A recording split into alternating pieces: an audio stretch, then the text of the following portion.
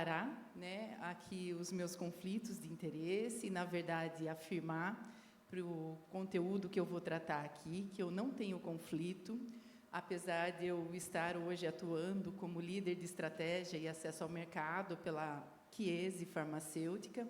Eu tenho uma trajetória de atuação de 26 anos, né, aí na Secretaria de Estado de Saúde da São Paulo, na gestão da assistência farmacêutica, e esse é o motivo pelo qual eu fui convidada para compartilhar um pouquinho com vocês da minha experiência, do que acontece na ponta, né, pós-incorporação dos protocolos, né, e aí na vida real, como é que a gente faz essa implementação, quais são os desafios, as barreiras e oportunidades da gente poder, de alguma forma, prover o acesso de forma célere e equânime. Então, aqui, para a gente iniciar, né, um pouco dessa conversa, principalmente porque, na nossa perspectiva aqui de medicamentos de doenças raras que são incorporados no SUS, nós temos a grande maioria deles, né, após incorporação, sendo alocados no grupo 1A, do componente especializado da assistência farmacêutica, mas temos também medicamentos de doenças raras que são incorporados no grupo 1B, como, por exemplo, medicamentos para hipertensão arterial pulmonar. E aí, o que distingue e por que é importante a gente posicionar?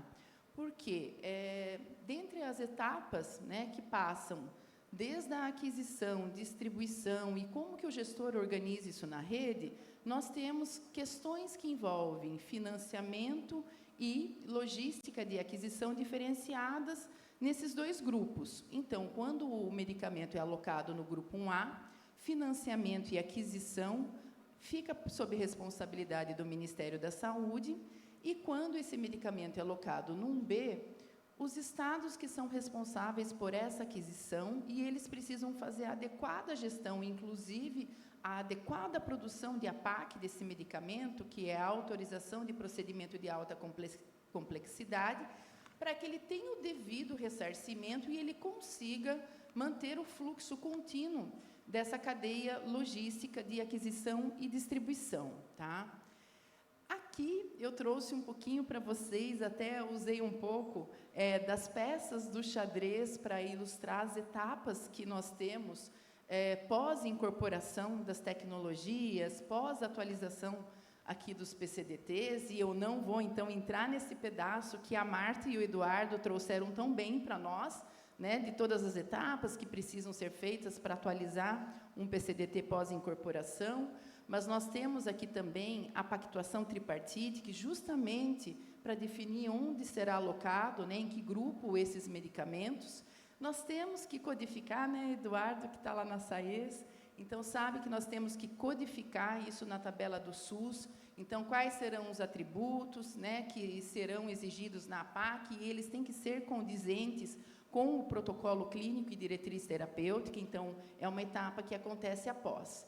E aí, eu vou me deter, então, aqui na conversa com vocês, nessas duas etapas, que estão mais voltadas para os estados e na parceria dos estados com os municípios, porque nós sabemos que a lei do componente especializado, a portaria que o regra, permite a descentralização das etapas de execução, solicitação, né, poder fazer essa dispensação direta aos pacientes nos municípios.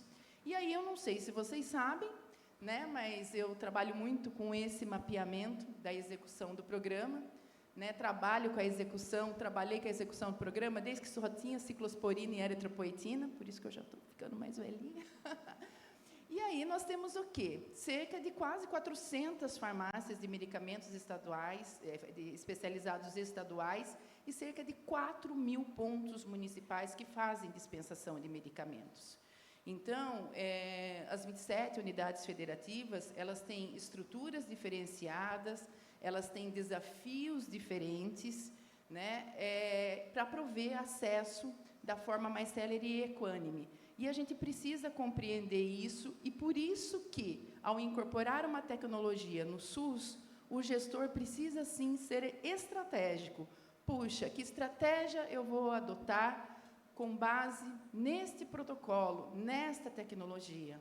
Então, nós temos medicamentos de alta complexidade sendo disponibilizados, uns que chegam, precisam diluir antes de ser entregue para o paciente, medicamentos que têm cadeia de frio bastante desafiadora, medicamentos que precisam ser infundidos em centros especializados.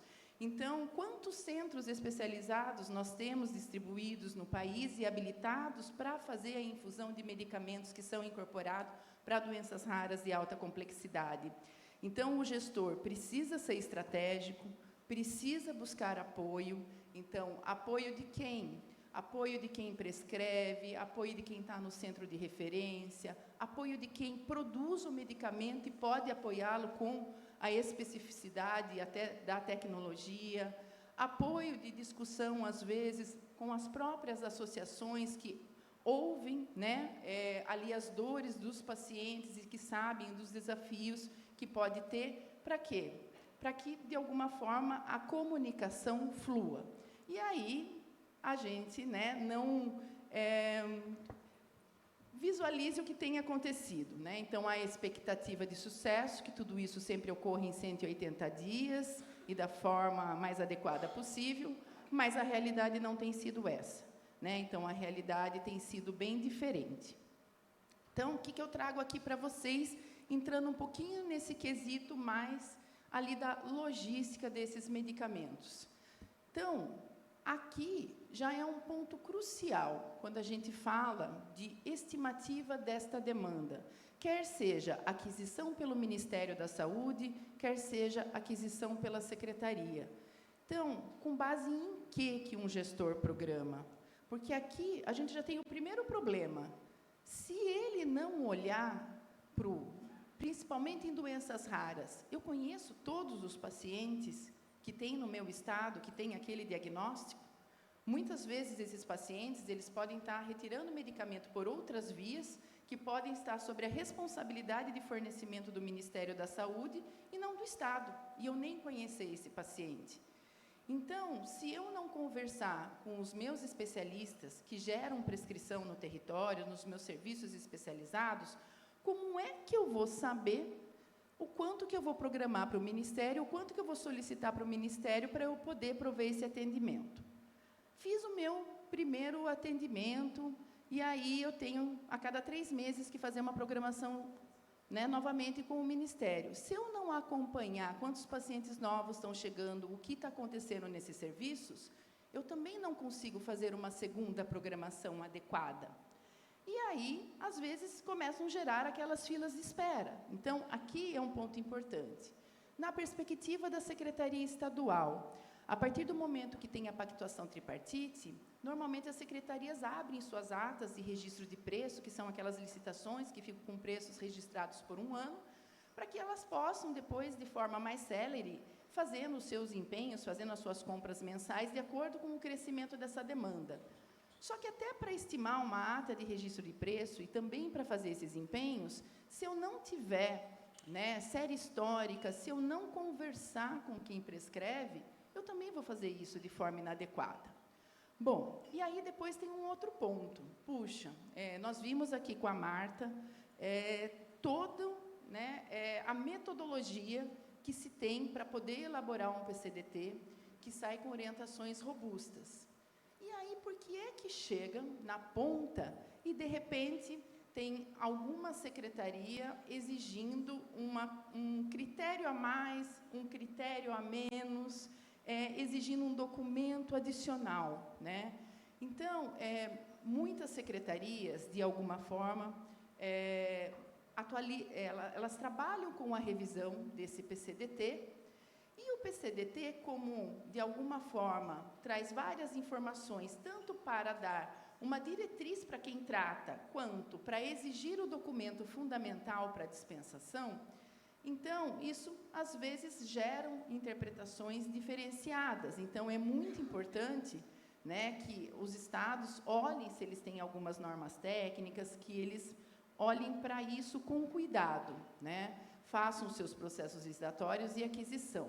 Uma outra questão que, às vezes, implica, né, no acesso é que, para fazer a gestão do componente especializado, e nós temos mais de 300 fármacos, O componente especializado no país movimenta milhões de unidades farmacêuticas, né? Só no estado de São Paulo, nós tínhamos praticamente 1 milhão de pacientes cadastrados no componente especializado, então tem que ter sistema de informação.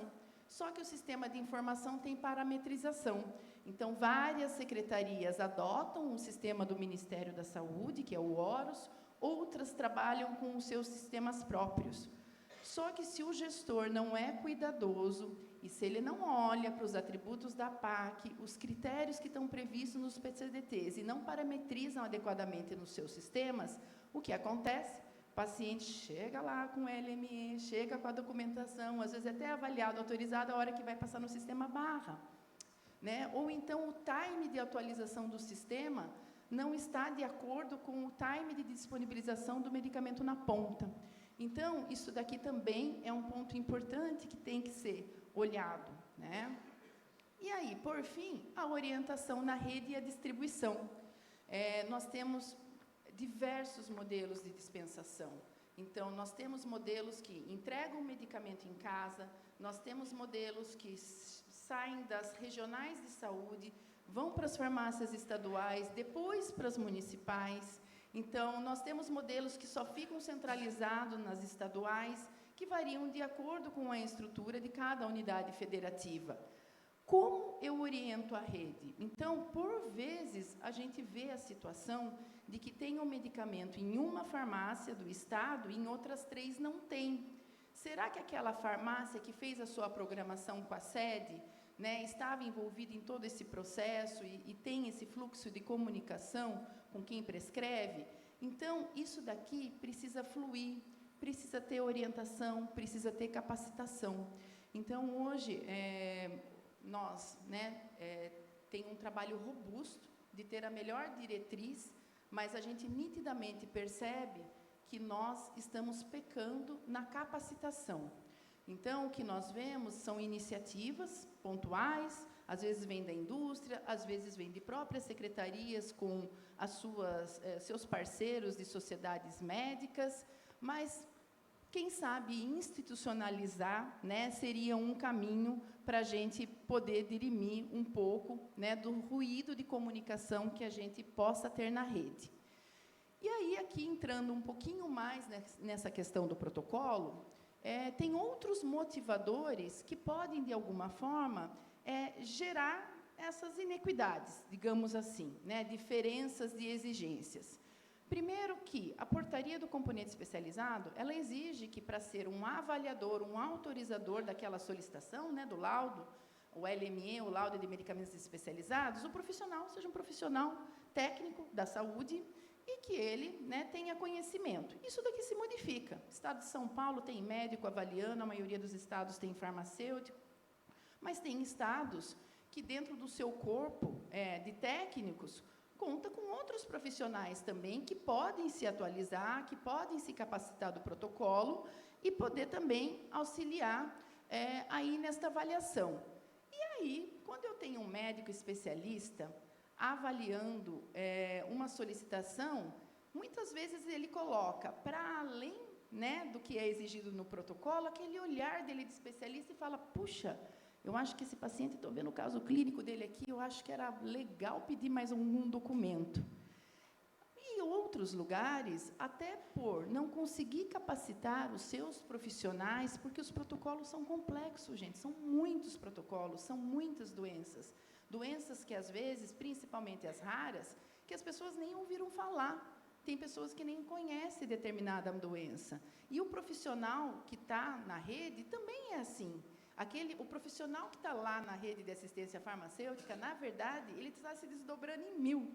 Então, ele está fazendo a administração, ele está fazendo a compra, ele está tentando treinar os técnicos. Então, a gente tem que reconhecer, né, que nós temos aí gargalos de RH, gargalos de capacitação, e isso daqui implica o fluxo processual. Se eu descentralizo, exemplo aqui do estado de São Paulo, que a gente descentraliza para 592 farmácias municipais, se o fluxo de comunicação do estado com o município, nesta cadeia de capacitação das diretrizes clínicas, não for legal, Quem é o meu representante? Quem está lá na ponta. É ele que atende o paciente. Então, se ele não souber informar, puxa, olha, o seu LME ficou faltando tal documento, tal exame, né? Prestar essa orientação, o paciente fica indo de um lugar para o outro e isso demora muito tempo.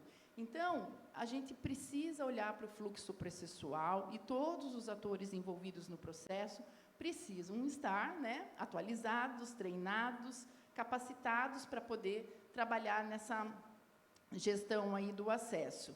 Aqui, a gente tem estados que hoje já conseguiram se informatizar, colocar os algoritmos dos protocolos de forma online, que, de alguma forma, já tem os exames e critérios, então, a gente percebe uma evolução, mas os modelos ainda são distintos. E aí, por fim, o que acontece? Então, tem paciente que, às vezes, recebe na semana, de imediato, tem outro que vai levar mais de 160 dias, tem alguns que eu conheço, casos que, às vezes, levam 6 meses entre a sua dificuldade de diagnóstico, né, e a dificuldade do fluxo processual.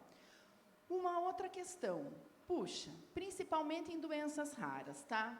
Eu tenho uma diretriz nova, tenho um protocolo novo, chegou, e ele foi feito para quem? Né, para um paciente novo. Então, o paciente foi diagnosticado, então, tem lá todos os critérios, os documentos e aí os exames que ele tem que apresentar. Só que nós sabemos que muitas das doenças raras, esses pacientes já estão sendo assistidos por outras vias e, de alguma forma, eles já tiveram o seu diagnóstico.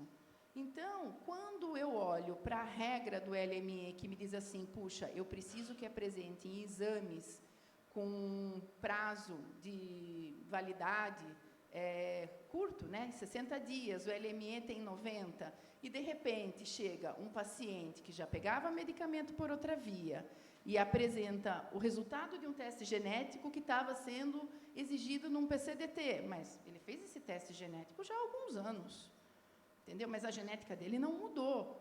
Então, e aí o paciente volta para trás, porque, de repente, o atendente que está lá na ponta, que não tem essa visão do todo e que talvez não conseguiu estar numa capacitação, puxa, preciso cumprir essa regra, porque o Tribunal de Contas pode pegar, o DENASUS pode fiscalizar e eu tenho que devolver dinheiro, e a gente devolve mesmo, tá? Então, é uma questão que também precisa ser olhado quando a gente recebe a prescrição, né, de doença rara e a adequação disso dentro de um PCDT e da exigência. Em que momento esse paciente está?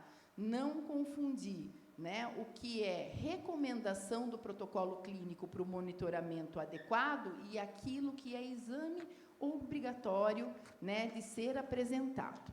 Então, gente, por fim, eu deixo a minha mensagem aqui, né, que reduzir as inequidades no SUS exige mais do que esforço individual e nós temos muitos profissionais com grande esforço no SUS tentando fazer a diferença.